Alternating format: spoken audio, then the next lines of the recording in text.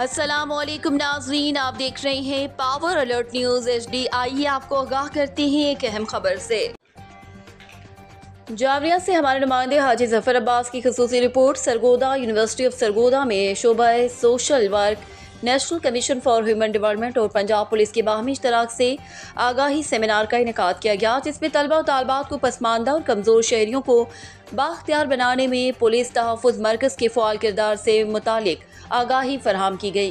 Seminar میں district police officer Sargodha Muhammad Faisal Kamran, deputy director national commission for human development Sargodha Umar Daraz Jawari, chairperson شعبہ social work doctor Beni Shuja, صدر women chamber of commerce and industry Shamim Aftab, district officer Bait ul Mal Asif Javed, in charge police Tahaffuz Markaz Safdar Iqbal, victim support officer police Tahaffuz Markaz Monalisa سمیت faculty ممبران اور طلبہ و طالبات کی کثیر تعداد نے شرکت کی۔